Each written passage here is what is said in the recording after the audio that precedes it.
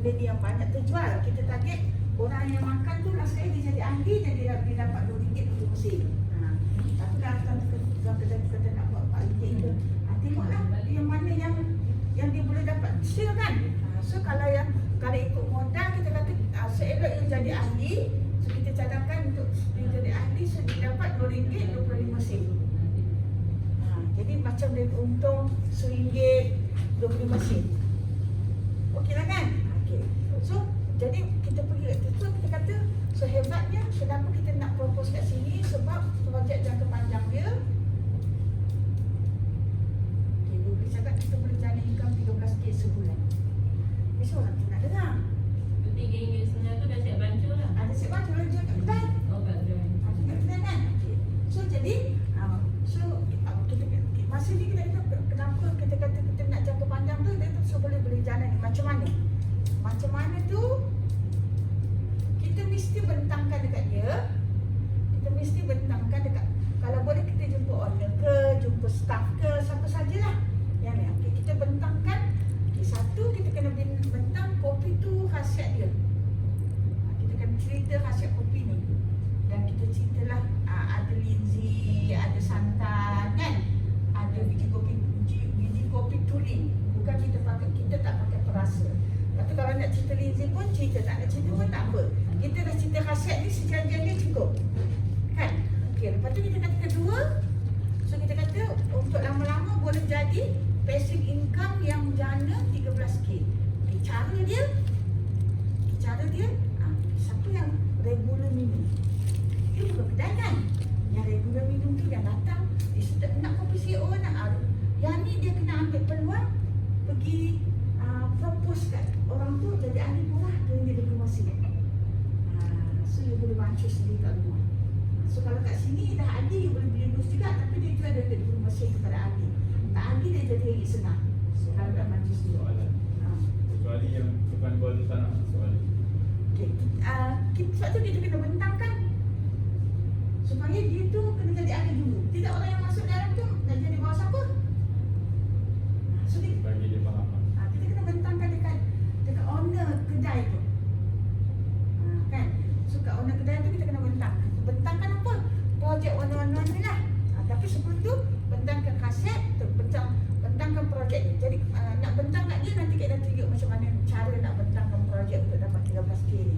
Okay, cuma apa yang idea jangka panjangnya, so kalau nak kata orang yang regular tu, kita ahlikan dia. So dia jadi, bila kita ahlikan dia, adalah kerja-kerja seterusnya untuk dia faham. Bukan sekadar jadi ahli, lepas tu that's it. Jadi maksudnya kalau lah orang kedai tu tak faham, kita yang sebagai upline kepada orang kedai tu kena faham kalau ahli ni. Maksudnya pergilah, janganlah tak apa, kita tinggal je dah. Pergilah sembang kat kedai tu, macam mana ada orang makan nasi tak yang regular. So jadi kita ambil tahu, sesekali kita pergi tengok kedai tu macam mana. Dan baru nak jadi tindakan yang seterusnya itu akan berlaku kalau kita membantu dia. So jadi kalau nak kata dia pun dah faham plan ni, so dia lama-lama dia pun faham lah nak jaga ahli dia. Lepas tu bila dia dah faham, kita dah senang lah. Tapi sebelum dia faham, baru kita kena tolong. Kita kena selepas maknanya kita kena fahamkan dia, kata fahamkan ahli yang datang dari kedai tu, yang jangka panjang dia juga boleh jana RM13K. Maksudnya jangka panjang dia boleh dapat passive income dan dia juga boleh sihat. Apa dia kena buat? So ini satu benda yang kalau boleh kita dulu yang pergi masuk kedai-kedai yang kita kenal. So jadi contohnya lah macam kalau kita tiketkan ajak Mun tahu kan yang bedak. Siapa yang dah tahu. So dia kata Kak Ina, tak boleh lah nak datang hari ni sebab banyak order.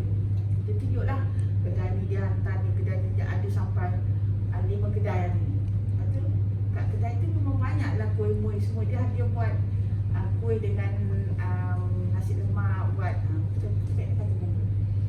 betul dia dapat banyak order sekarang. Tapi kadang-kadang you kena fikir masih tak ada tenaga. Masih tak ada tenaga. So jadi sekarang macam mana nak guna peluang ni? So dah setiap kedai tu pergi letak kuih-kuih kan. pertama sekali owner kedai yang dia letak tu kena cakap ke CEO, kena sponsor dia.